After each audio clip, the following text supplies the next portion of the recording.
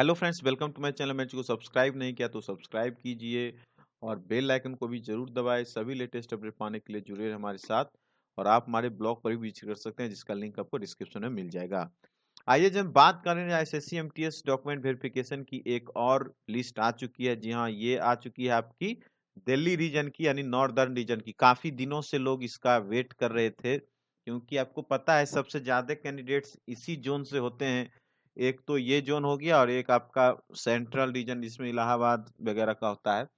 तो northern region का काफी दिनों से इंतजार हो रहा था। फाइनली आज एसएससी ने जो है कि जारी कर दिया स्टेटस। यहाँ से आप देखेंगे, इसको जैसे ही क्लिक करके नेक्स्ट ऑप्शन पर जाएंगे तो जो नेक्स्ट पेज खुलेगा वो कुछ इस तरह का खुलेगा। और उसको खुलने के साथ ही ये तीन बातें जो है वहां पर क्लियरली लिख दी गई हैं। क्या है, मैं आपको फिर से बता देता हूँ।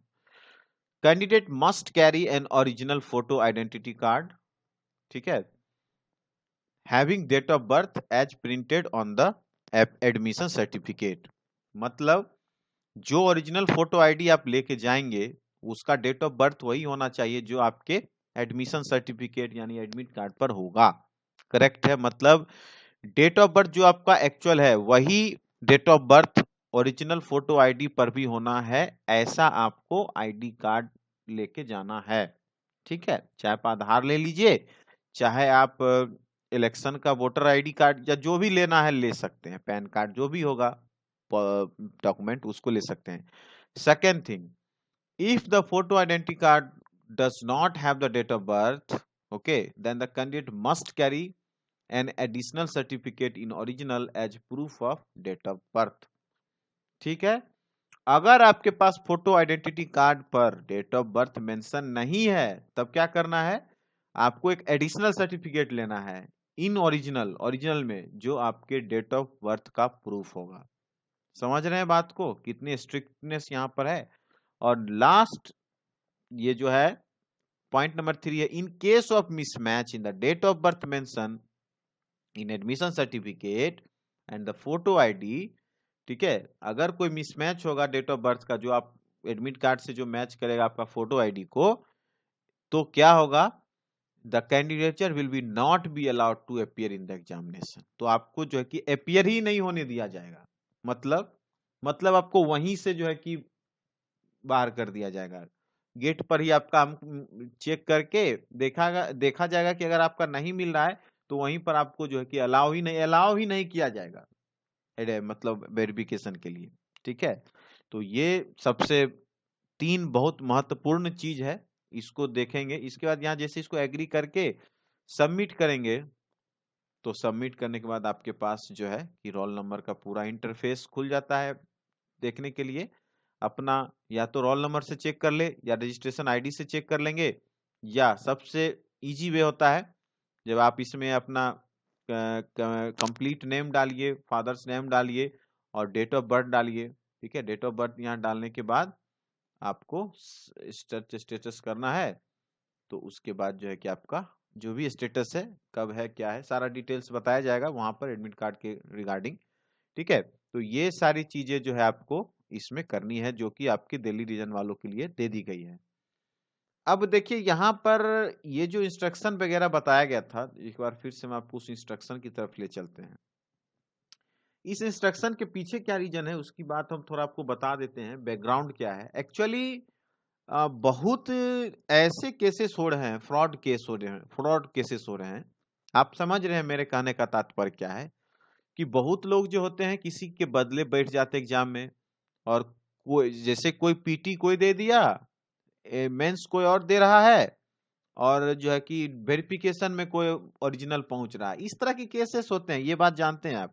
और इस तरह की केसेस कोई नई बात नहीं है, ठीक है। ये बात आप लोग अच्छी तरह जानते हैं किस तरह से पूरा एसएससी का जो साल बर्बाद हुआ है और कैंडिडेट्स का जो पूरा साल बर्बाद हुआ है माल प्रैक्टिसेस में, जिसमें कि आपको ऑनलाइन मोड में पहले दो तरह से होती थी। पहले होता था ऑफलाइन में, तो ओएमआर सीट पर जो है कि लोग खाली छोड़ देते थे और फिर उसको भर के ऐसा कुछ चलता था।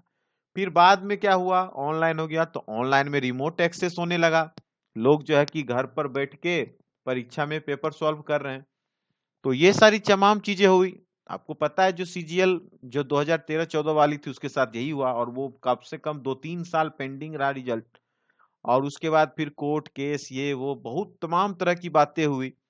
तो फिर क्या हुआ रिजल्ट में यही हुआ कि एसएससी ने वेंडर चेंज कर दिया। वेंडर फिर किसको लाया, तो उन्होंने सीफी को हटा के अब टीसीएस को लाया। तो टीसीएस में अब चीजें थोड़ी ठीक ठाक चल रही है, मतलब उतना तो नहीं हो रहा है, केसेस ज्यादा नहीं आ रहे हैं। तो ये मतलब ओवरऑल आपका जो है कि लबो-लुआब है पूरे बात करने का। मेरे कहने का एक तात्पर्य था, इस बात को मैं इसलिए डाल रहा हूँ क्योंकि नॉर्दर्न रीजन में ऐसा पता चला कि बहुत सारे कैंडिडेट्स को लेटर भेजा गया है, ठीक है। उस लेटर में मेंशन किया गया है कि आपका जो है कि थंब इम्प्रेशन, सिग्नेचर वगैरह नहीं मिल रहा है, जो आपको स्पेशली आके उसको वेरीफाई कराना है। इस तरह की जो है कि नोटिसेस जो है कि बहुत सारे लोगों को भेजी गई है। अब मैं ये नहीं कहूंगा कि जितने लोगों को भेजा गया है उसमें सभी के सभी वैसे ही हैं, बिल्कुल नहीं। कुछ ऐसे भी होंगे जेन्युइन जिनका नहीं मिलता है। कभी कभी लोग है कि रनिंग हैंड में कुछ साइन और हो जाता है, फिर जब आप मेंस देने जाते हैं उसमें कुछ और हो जाता है, तो थोड़ा सा कभी कभी फर्क हो जाता है। तो उनके लिए तो यही है कि वो अपनी तरह से बिल्कुल आश्वस्त होना चाहते हैं, हर हर हर तरह से। तो उनका काम, जो उनका काम है वो तो करेंगे, उसके लिए कोई दिक्कत नहीं है। लेकिन आप ये बात जान के रखिए कि इस तरह के काम करने वाले बिल्कुल कतई सही काम नहीं कर रहे हैं, ये बात जान लीजिए।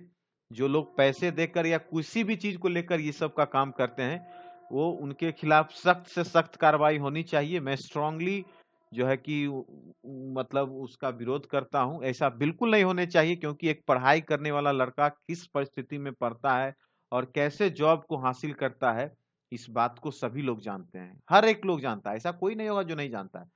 लेकिन उसके बाद इस तरह की जो माल प्रैक्टिसेस होती हैं और पूरा लाइफ चौपट हो जाता है, करियर बर्बाद हो जाता है, बहुत लोग का डेट ऑफ बर्थ खत्म हो जाता है, कोर्ट केस के चक्कर में बहुत सारे लोगों का एज खत्म हो जाता है। बताइए उसका क्या, उनका क्या गुनाह था।